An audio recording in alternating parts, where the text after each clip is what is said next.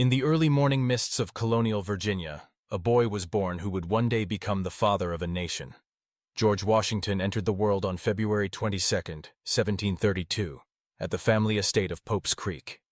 From these humble beginnings, he would rise to become not only the commander-in-chief of the Continental Army and the first president of the United States, but also a symbol of leadership, integrity, and national unity. The story of George Washington's life is a tale of perseverance, sacrifice, and the forging of a new world. The Washington family was of modest means by the standards of the colonial gentry. Augustine Washington, George's father, owned several plantations and was a respected figure in the community, but he was far from the wealthiest planter in the region. His mother, Mary Ball Washington, was a woman of strong will and deep religious conviction, who would impart to her son a sense of duty and moral fortitude that would guide him throughout his life. Tragedy struck early. When George was just 11 years old, his father died, leaving Mary to raise their 6 children alone. The loss of Augustine changed the trajectory of George's life. Unlike many boys of his social class, George was not sent to England for schooling. Instead, his formal education ended around the age of 15. But what he lacked in classroom experience, he made up for in practical knowledge and self-discipline. Through surveying, young George learned not only mathematics and geography, but also the ways of the Virginia backcountry, developing a rugged resilience and a keen understanding of the land. Surveying brought Washington into contact with influential families and introduced him to the world of land speculation and frontier politics. By his late teens, he had already secured an appointment as the official surveyor of Culpeper County, a prestigious and lucrative position. Yet, Washington's ambitions reached beyond the boundaries of Virginia. He aspired to military glory, and in the early 1750s, the outbreak of the French and Indian War provided the opportunity he sought. In 1753, at just 21, Washington volunteered for a perilous mission. The colonial governor of Virginia, Robert Dinwiddie, dispatched him to the Ohio country to deliver a message to the French, demanding that they withdraw from territory claimed by Britain. Braving dense forests, freezing rivers, and hostile Native Americans, Washington completed his journey and returned with valuable intelligence. The following year, he led a small force into the wilderness, where he would experience his first taste of combat at the ill-fated skirmish at Jumonville Glen, a confrontation that helped ignite a global conflict. The war tested Washington's resolve. He endured defeat at Fort Necessity, survived the disastrous Braddock expedition, where he displayed remarkable courage under fire, and gradually earned the respect of his men and superiors. By the war's end, Washington was one of the most experienced soldiers in the colonies. Yet, frustrated by the rigid hierarchy of the British Army and denied a royal commission, he resigned his post, returning to civilian life. Back in Virginia, Washington assumed the life of a planter, managing his beloved estate at Mount Vernon. In 1759, he married Martha Dandridge Custis, a wealthy widow. Their union brought not only companionship but also considerable property and social standing. Washington threw himself into farming, experimenting with new crops and methods, and became an active member of the Virginia gentry. He served in the House of Burgesses, developing political skills and forging alliances that would prove invaluable in the years to come. Yet, beneath the surface, tensions between Britain and her American colonies simmered. The imposition of new taxes and the erosion of colonial self-government roused Washington's sense of justice and independence. As Britain tightened its grip, Washington emerged as a leading voice for colonial rights. He joined the growing chorus calling for resistance, advocating for non-importation agreements, and supporting the Continental Congress. The storm broke in 1775, with the first shots fired at Lexington and Concord. The colonies were at war, and the Continental Congress faced the daunting task of organizing a military response. Washington, with his imposing presence, experience, and reputation for integrity, was chosen to lead the Continental Army. It was a momentous responsibility. The odds were daunting. The British military was the most powerful in the world. The colonies were fractured, poorly armed, and lacking in resources. The ensuing years tested every fiber of Washington's character. He faced defeat in New York, endured the bitter winter at Valley Forge, and contended with mutiny, intrigue, and the ever-present threat of disaster. Yet he never wavered. His leadership inspired loyalty in his troops, who came to see him as the embodiment of the cause for which they fought. Through perseverance and a willingness to adapt, Washington molded his ragtag army into a disciplined fighting force. Washington's greatest strength lay not in battlefield tactics, but in his capacity to hold the army and the revolution together. He understood the importance of unity, both among his officers and the disparate colonies. He bridged regional divides, managed egos and rivalries, and maintained the confidence of Congress through the darkest days of the war. He recognized that the struggle for independence was as much political as it was military. Victory was far from assured. There were moments when the revolution seemed lost. The crushing defeats in New York, the near collapse at Valley Forge, the treachery of Benedict Arnold. But Washington persisted. In December 1776, in one of his most audacious moves, he led his men across the ice-choked Delaware River, surprising the Hessian garrison at Trenton and reinvigorating the American cause. The victory at Saratoga, aided by Washington's coordination with other commanders, convinced France to join the war, tilting the balance of power. After years of hardship, the war drew to a close at Yorktown in 1781. With the aid of French troops and naval power, Washington forced the surrender of the British Army, effectively ending the fighting. The triumph was not just military. It was a testament to Washington's vision, resilience, and unwavering commitment to the ideals of liberty. The war's end presented new challenges. The fledgling nation teetered on the brink of chaos. Soldiers clamored for pay, states quarreled, and the Articles of Confederation proved inadequate to the task of governance. Some even whispered of making Washington king. He refused such offers, famously resigning his commission and returning to Mount Vernon. His actions set a precedent for civilian control of the military and the peaceful transfer of power, principles that would define the American Republic. Yet, Washington's retirement was brief. The weaknesses of the Confederation soon became apparent. The nation was beset by economic turmoil, internal unrest, and the threat of foreign intervention. In 1787, Washington was called to preside over the Constitutional Convention in Philadelphia.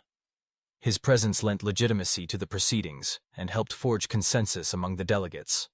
The result was a new constitution, designed to create a stronger, more effective government while safeguarding individual liberties. When the time came to choose the nation's first president, there was only one man the country could trust. Washington was elected unanimously, a rare honor that reflected the esteem in which he was held. In 1789, he took the oath of office in New York City, stepping into uncharted territory as the leader of a new kind of government. As president, Washington confronted a host of challenges. The nation's finances were in disarray.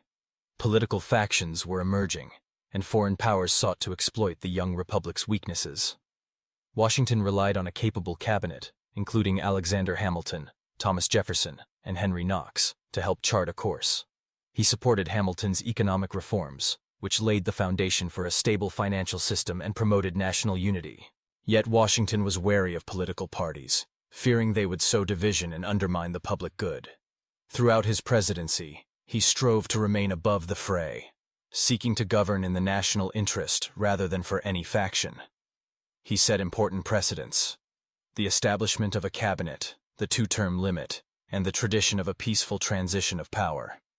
Washington's foreign policy was guided by prudence and a desire to keep the nation out of European conflicts. He issued the Proclamation of Neutrality during the wars between Britain and France, resisting pressures to take sides. His commitment to neutrality laid the groundwork for American foreign policy for generations. The strains of office took their toll. Washington longed for the peace of Mount Vernon, but he knew the importance of demonstrating that leadership was a temporary trust, not a path to personal power. In 1796, he announced his decision to retire, delivering his famous farewell address. In it, he warned against the dangers of political parties and foreign entanglements, urging Americans to cherish unity, virtue, and the rule of law. Washington's return to private life was brief. He continued to oversee his estate, corresponding with friends and former colleagues, ever watchful of the nation's fortunes. In December 1799, he fell ill after riding in bitterly cold weather, and within days, the father of his country had passed away. His death was mourned across the nation and around the world. The legacy of George Washington endures not only in the monuments that bear his name, but in the ideals he espoused and the example he set. He was a man of his times, an 18th-century Virginia planter, shaped by the values and contradictions of his era. He owned enslaved people, a fact that has prompted much reflection and re-evaluation in later generations. Yet, in his actions and decisions, he helped lay the groundwork for a nation that would strive, however imperfectly, to live up to the principles of liberty and equality. Washington's greatness lay not in flawless perfection, but in his ability to rise above the limitations of his background, to learn and adapt, and to place the good of the nation above his own ambition. His sense of duty was unwavering. He understood that leadership is not about personal glory, but about service, sacrifice, and the willingness to shoulder burdens others cannot bear. In the darkest days of the Revolution, when hope seemed lost, it was Washington's steadfastness that kept the cause alive. In the uncertain dawn of the Republic, it was his wisdom and restraint that gave the new government legitimacy. He could have seized power for himself, as so many generals before and since have done. Instead, he chose to give it up, teaching the world that the true strength of a leader lies in self-restraint and humility. The image of Washington that has come down through history is often larger than life, shrouded in myth and legend. The cherry tree fable, the stories of his honesty and virtue. These are part of the national story, symbols of the qualities Americans have aspired to emulate. Yet, the real Washington was more complex. He struggled with doubts, made mistakes, and faced criticism. He was sometimes reserved, even aloof, but he inspired fierce loyalty in those who knew him best. His leadership was characterized by careful deliberation and a willingness to listen to advice. He was not the most brilliant strategist, nor the most eloquent orator, but he possessed a rare combination of judgment, character, and determination. He knew the value of patience and the importance of timing. He understood that the fate of the Revolution and the Republic depended not on one man, but on the collective effort of a people united by common purpose. Washington's vision for America was rooted in his experience as a soldier and a farmer, a Virginian, and an American. He believed in the potential of the land and its people, in the promise of self-government, and in the necessity of virtue and civic responsibility. He saw the United States as an experiment in liberty, a nation where the rights of individuals would be protected by the rule of law, and where leadership would be a trust, not a privilege. In the centuries since his death, Washington's legacy has been invoked by generations of Americans seeking guidance in times of crisis and change. His example has inspired leaders at home and abroad, reminding us that the work of building a nation is never finished, that freedom must be defended anew by each generation. Today, as we reflect on the life of George Washington, we see not just the hero of the Revolution or the first president, but a man who embodied the highest ideals of his time and set a standard for all who would follow. His life reminds us that greatness is not the product of birth or circumstance, but of character, courage, and a willingness to serve something greater than oneself. From the fields of Virginia to the halls of government, from the hardships of war to the challenges of peace, George Washington's journey was the story of a nation being born. His legacy endures, not only in the monuments and memorials that bear his name, but in the enduring principles of liberty, unity, and self-government that define the American experiment. As we walk the grounds of Mount Vernon, gaze upon the Washington Monument, or read the words of the Constitution, we are reminded of the man who helped make it all possible. George Washington was not a man without flaws, but he was a man of vision, resolve, and deep commitment to the common good. His life was a testament to the power of leadership rooted in integrity and guided by a sense of duty. In the end, Washington's greatest achievement was not the victories he won, or the titles he held, but the example he set for generations to come. He showed that a leader could serve and then step aside, that a nation could be built on the foundation of principle and consent, and that the promise of freedom, though never fully realized, is worth every sacrifice. The story of George Washington is the story of America, a story of struggle and hope, of vision and compromise, of the endless pursuit of a more perfect union. As long as the ideals he championed endure, his spirit will remain at the heart of the nation he helped to create.